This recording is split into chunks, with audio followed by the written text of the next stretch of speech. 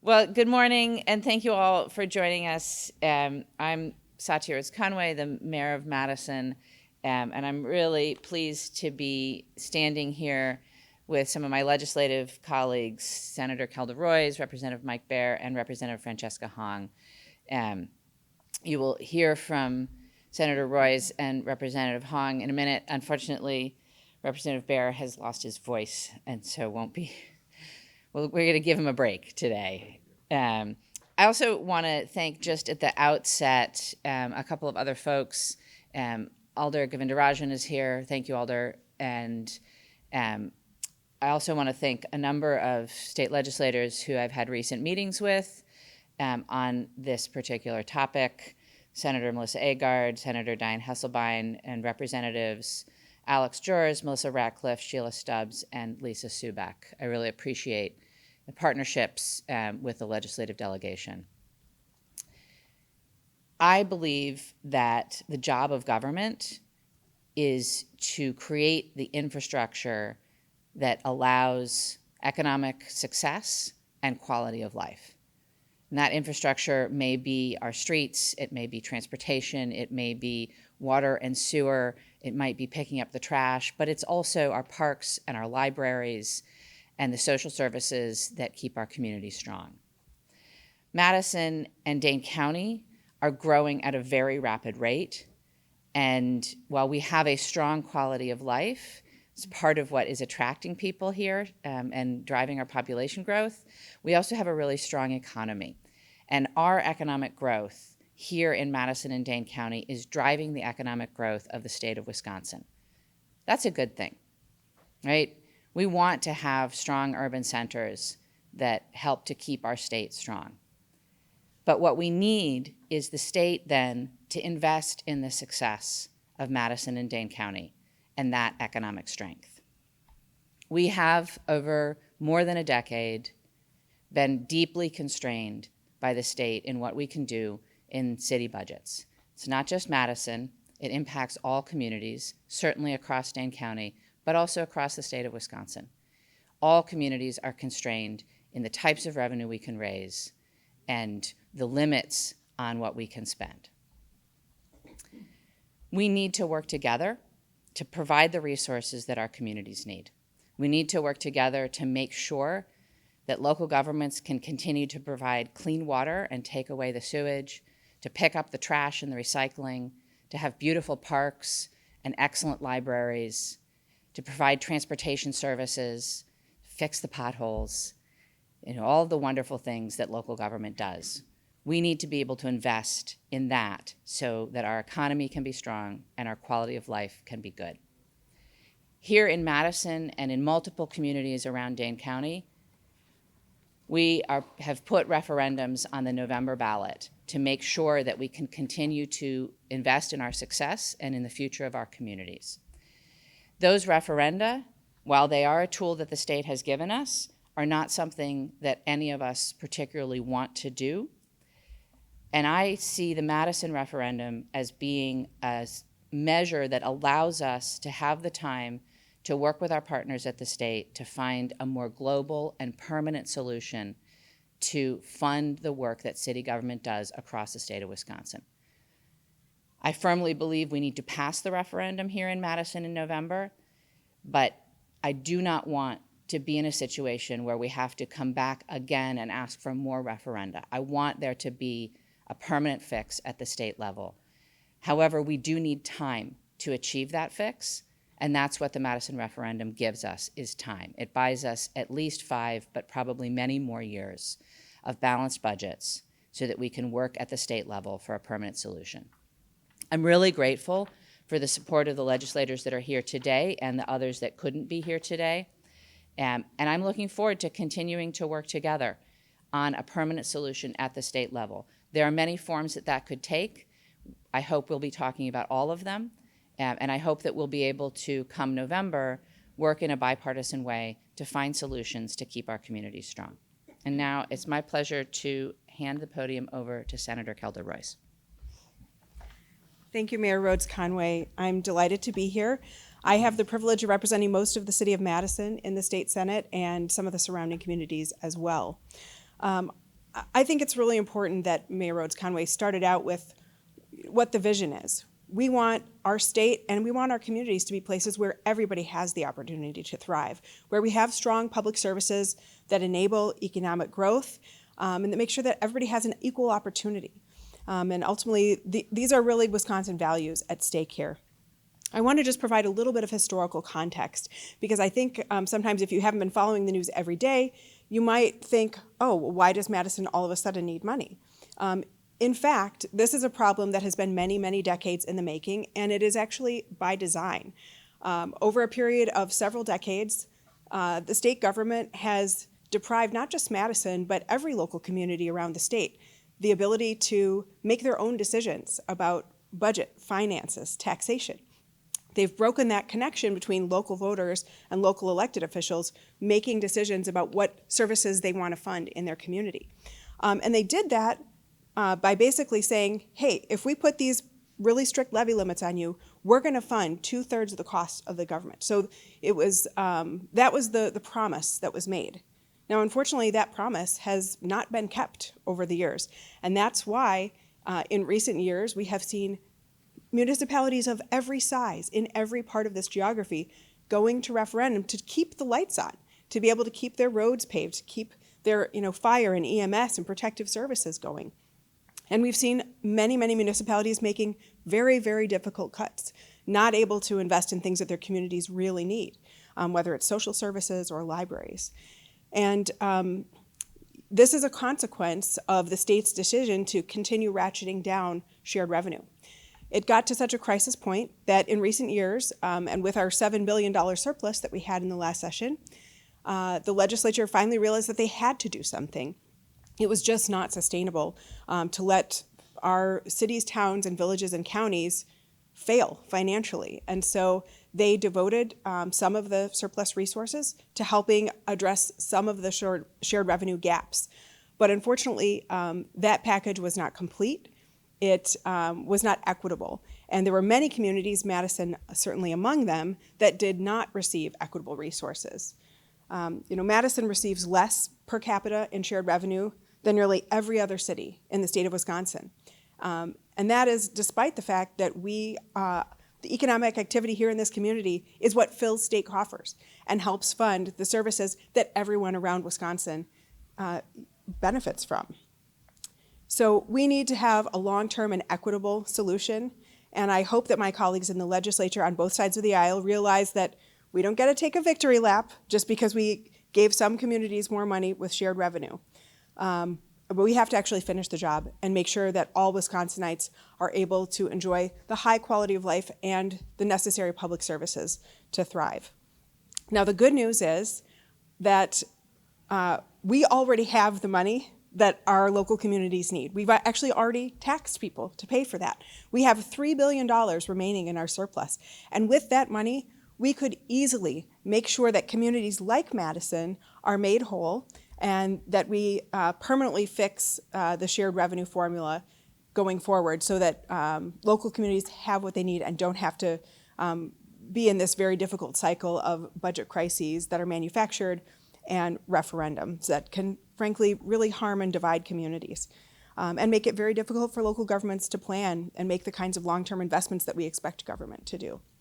So I'm really pleased to be here in support of Madison's referendum today and also to share my commitment to continue working as a member of the Committee on Joint Finance and as a member of the legislature with my colleagues on both sides of the aisle to make sure that we can make sure that every community in Wisconsin and that every Wisconsinite gets the funding that they need to have equitable services across the state. And with that, I'm very delighted to introduce my colleague, Representative Francesca Hong. Thank you so much, Senator Royce. Thank you so much, Mayor Rhodes Conway, for being here. And thank you, Representative Baer, for powering through. We know that you are committed, as we all are, to this issue. I'm State Representative Francesca Hong. I very proudly represent the 76th Assembly District, which includes the Isthmus, as well as parts of the Far East and North Side. This referenda is personal to me. When I found out that Madison receives on average $29 per resident, and I saw this in Act 12, which was passed last session, and then the average resident in Wisconsin receives $142.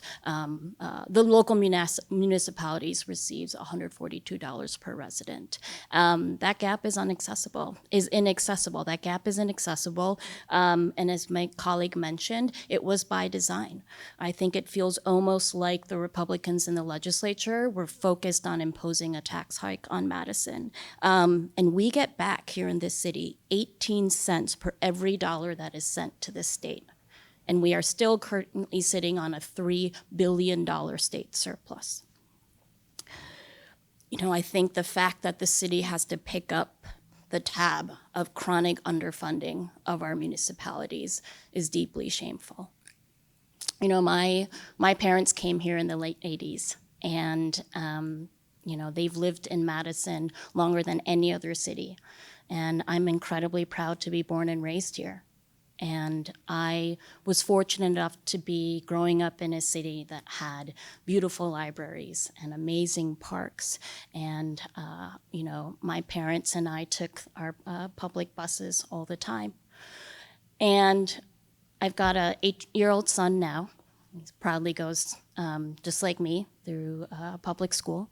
And I worry that his future is not going to be what was so many other people's present and past being from Madison.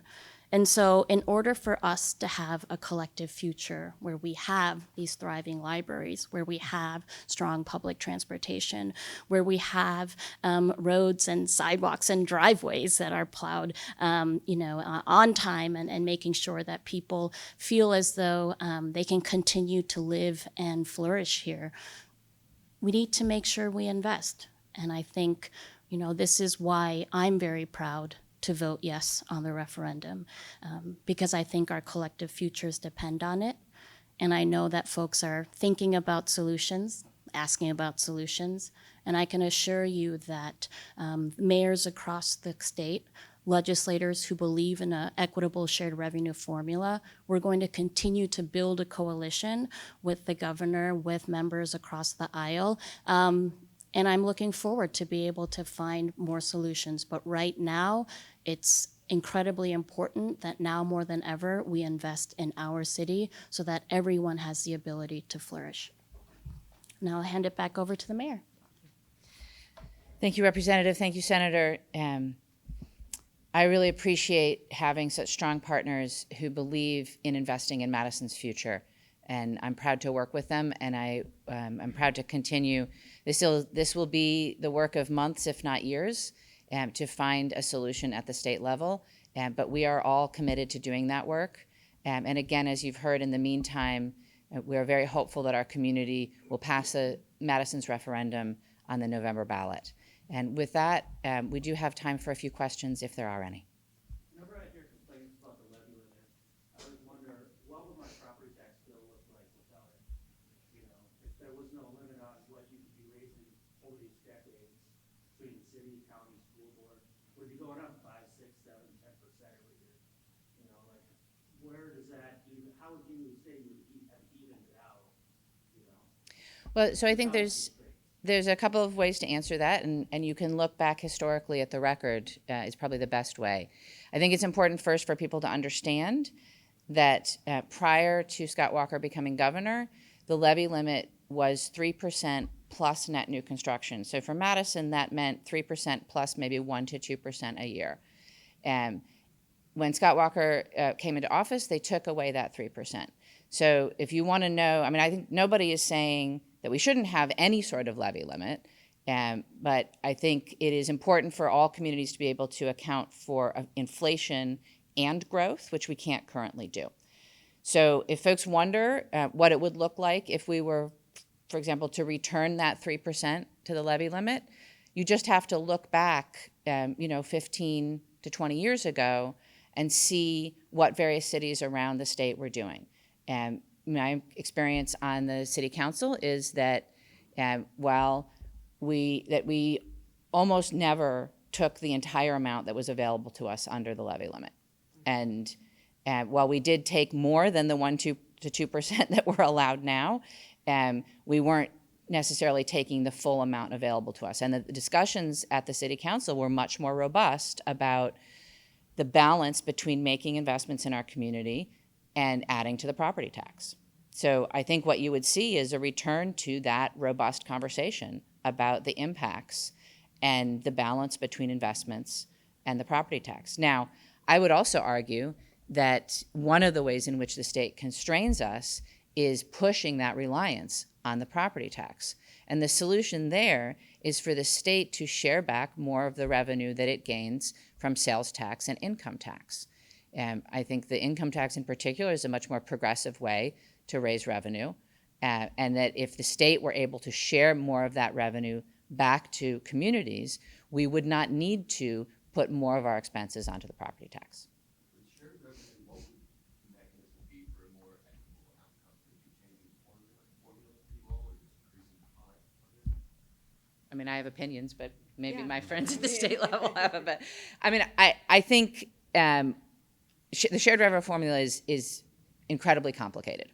At its inception, it was designed to have a balance between local governments, which are able to use the property tax, and the state government, which was able to use the income tax and the sales tax.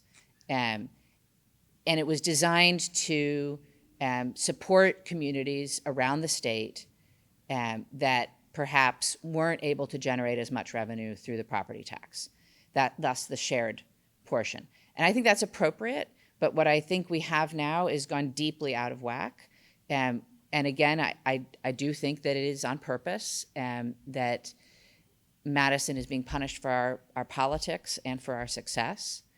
And so I think that a formula that returned to something more equitable based on population and growth, perhaps, would be more appropriate. I don't know what that formula is. There are smart people, both at the state and at the city, who have more information about that than I do.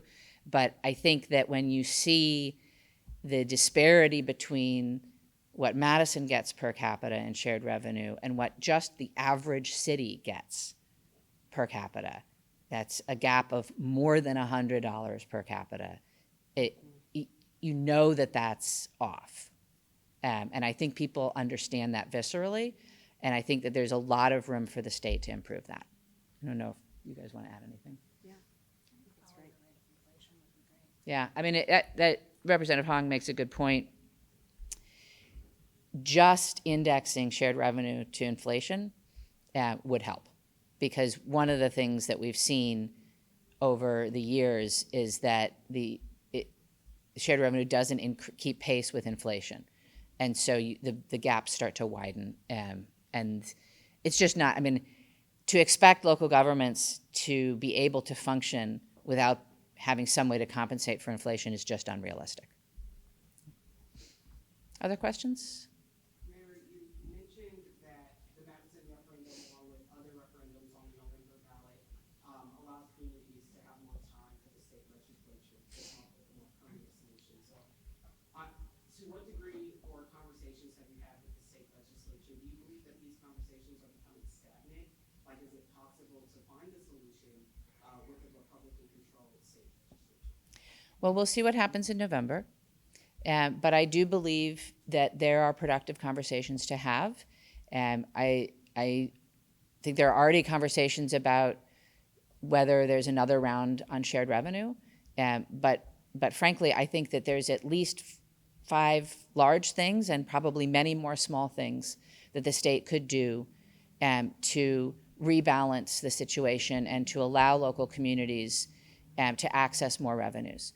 And so just for example, if the state would just fully fund the municipal services program and pay for the services that we provide to state properties, Madison would have almost $13 million more in our budget.